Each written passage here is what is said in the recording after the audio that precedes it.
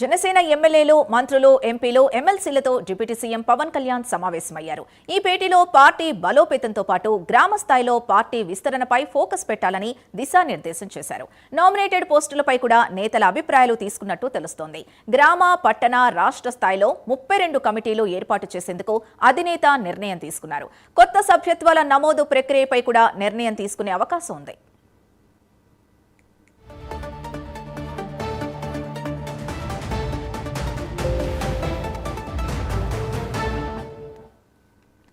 ఇదే విషయానికి సంబంధించి పూర్తి డీటెయిల్స్ మా కరెస్పాండెంట్ రాజ్ కుమార్ అందిస్తారు. రాజ్ కుమార్, చెప్పండి.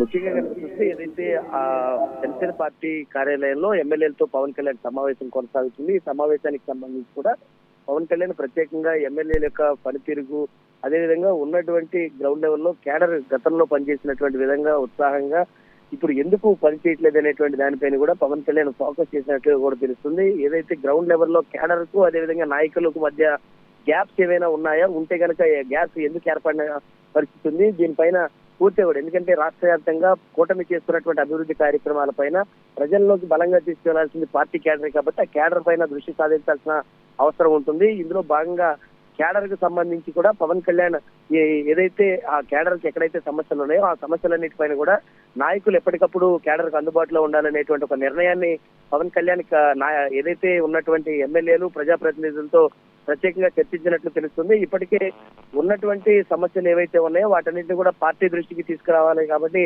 అక్కడ లోకల్ గా ఉన్నటువంటి నాయకులు ఎవరు కూడా కార్యకర్తలకు క్యాడర్ కు అందుబాటులో ఉన్నటువంటి పరిస్థితులు ఉన్నాయి. వీటిపైన ముఖ్యంగా క్యాడర్ కు అందుబాటులో ఉండాలని పక్కా ప్రణాళికతో ముందుకు వెళ్లాల్సిన అవసరం ఉంది. వచ్చే నెల నుంచి కూడా ప్రతి నియోజకవర్గంలో క్యాడర్ తోనూ సమావేశాలు నిర్వహించి క్యాడర్ తో ప్రత్యేకంగా ఉన్నటువంటి గ్యాప్స్ ను ఫిల్ చేయాలని కూడా పవన్ కళ్యాణ్ చెప్పినట్టు కూడా తెలుస్తుంది. మరొక వైపు ఎమ్మెల్యేలు ఏదైతే అసెంబ్లీలో మాట్లాడినటువంటి ఏవైతే ఉన్నాయో, ఎవరెవరు ఏ దానిపైన మాట్లాడారనేటువంటి దానిపైన కూడా పవన్ కళ్యాణ్ ప్రస్తావించినట్టు తెలుస్తుంది. మరొక వైపు ప్రత్యేకంగా ఎమ్మెల్యేలు అందరితో మాట్లాడినటువంటి తర్వాత ప్రస్తుతం 1-to-1 అంటే ఒక్కొక్క ఎమ్మెల్యేతో కూడా పవన్ కళ్యాణ్ ప్రత్యేకంగా భేటీ అయినట్లు కూడా తెలుస్తుంది. ఈ భేటీలో ఎలాంటి అంశాలు ప్రస్తావించారు, ఎందుకంటే ఇప్పుడే కూటమిలో జనసేన పార్టీకి ఎదురవుతున్నటువంటి సమస్యలు, లేదంటే ఇప్పటికే త్రిశూల్ అనేటువంటి ఒక పార్టీ కార్యక్రమాన్ని పవన్ కళ్యాణ్ తీసుకొచ్చారు. ఇందులో 3 అంచెలుగా పార్టీని అభివృద్ధి చేయాలనేటువంటి ఒక నిర్ణయం తీసుకున్నారు. అందులో మొట్టమొదటిగా ఈ రోజు పార్టీ కేడర్ కి సంబంధించి కార్యకర్తల బలోపేతం, కార్యకర్తల యొక్క